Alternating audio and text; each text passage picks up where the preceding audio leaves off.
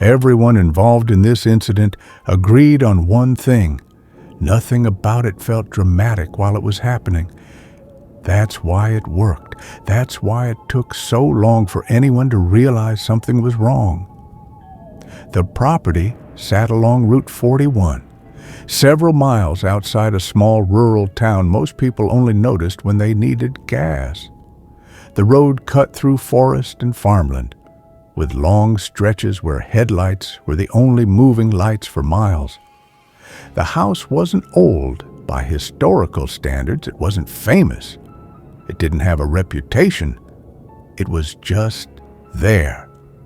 A single-story rental house with an unfinished basement, a gravel driveway, and wood stretching behind it farther than anyone bothered to walk.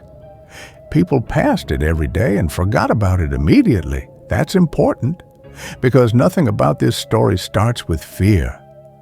The man who rented the house was normal, mid-30s, warehouse job, recently divorced.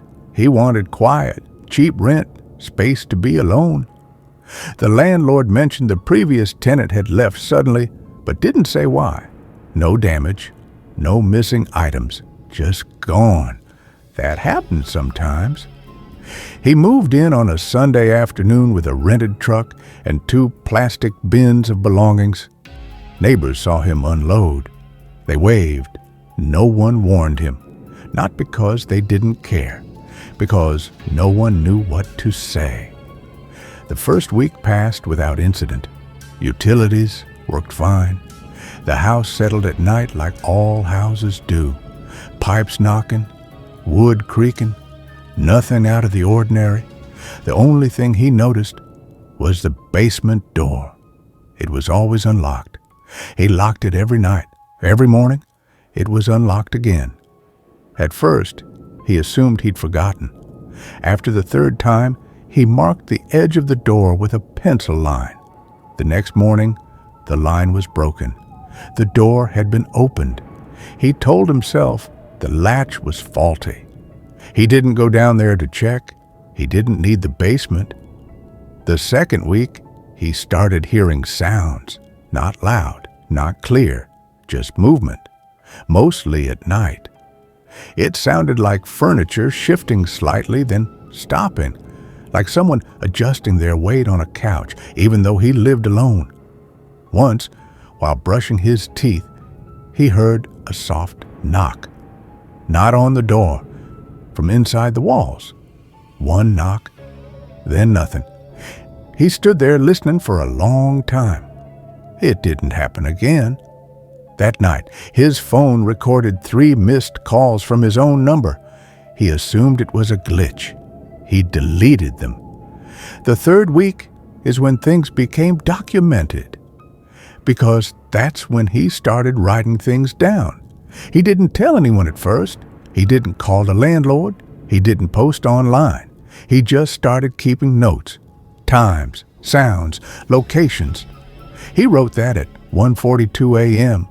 The living room TV turned on by itself. Static only, no remote movement. At 3:06 a.m., something knocked 3 times on the basement door, even though he was standing in the hallway watching it. The handle didn't move, the door didn't shake, just 3 slow knocks from the other side. He slept in his car that night. When he came back in the morning, the basement door was open. The lights were off. The air coming up from below smelled damp and warm, like breath. He shut the door and pushed a chair under the handle. That evening, when he returned from work, the chair was still there. The door was still closed, but the chair had been turned around, facing the hallway, as if someone had been sitting in it. Neighbors began to notice changes, lights turning on and off at odd hours. The man standing on the porch late at night, staring into the trees behind the house. Once, a woman driving past saw him standing at the edge of the woods, barefoot, calling out to someone who wasn't there. She assumed he was drunk. She didn't stop. The 4th week is when the recordings began. He set his phone on the kitchen counter one night and left it running while he slept. He said he wanted proof of the noises. What the phone captured wasn't loud, mostly silence. Then, at 2:11 a.m., there was movement, footsteps, bare feet on concrete, not upstairs, below. Then a voice, low, close to the microphone, not whispering, not speaking clearly, just repeating a sound that almost formed words. When he listened to it the next morning, he said it felt like hearing someone talk underwater. The file cut off suddenly at 2:17 a.m., right after 3 knocks, very close, as if something had tapped the phone itself. He sent the recording to a co-worker. The co-worker didn't reply.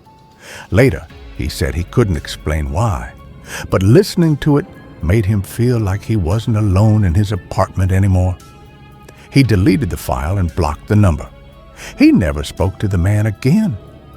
The 5th week, the basement door stopped being the focus. Now it was the bedroom. Every night, at the same time, the closet door opened slightly, not fully, just enough to show darkness inside. He closed it, locked it, braced it. It didn't matter. At exactly 3:14 a.m., it opened again, always silently, always slow. One night, he sat on the bed and watched it happen. He said the handle turned first, carefully, like whatever was opening, it didn't want to make noise.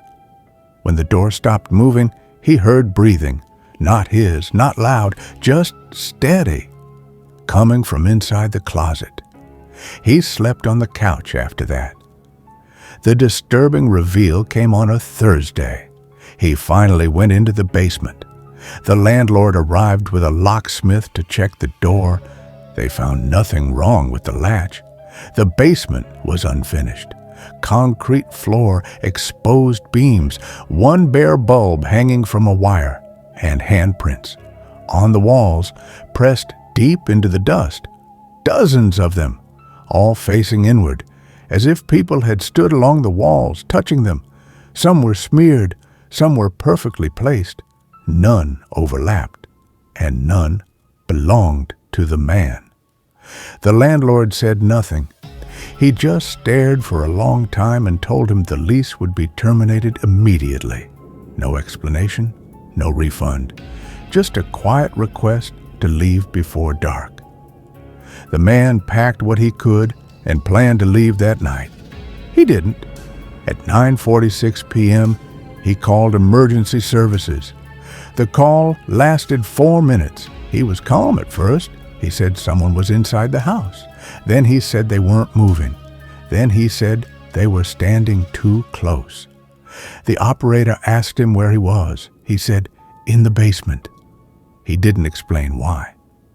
At 9:50 p.m., the call went silent. No scream, no struggle, just a soft knocking sound. 3 times. Then the line disconnected. Police arrived 15 minutes later. The front door was open, lights on, no sign of forced entry. The man was found in the basement, standing, facing the wall, hands pressed flat against it. His footprints led down the stairs. None led back up. There were no other footprints in the dust. No one else was found. But the handprints on the walls had changed. One new set had appeared fresh, still visible through the dust, perfectly aligned, at shoulder height, matching his hands exactly. The house was sealed. The case was closed as an unexplained death. The landlord sold the property quietly. No one moved in again. Years passed. People forgot. But drivers on Route 41 still report something strange. If you pass the house late at night, you might see a light on in the basement. You might hear knocking when you stop at the red light nearby. Not on your window, from inside your car. 3 slow taps, even though no one is there. And if you keep driving, you might feel hands pressed gently against the back of your seat, like something is standing behind you, waiting for you to stop.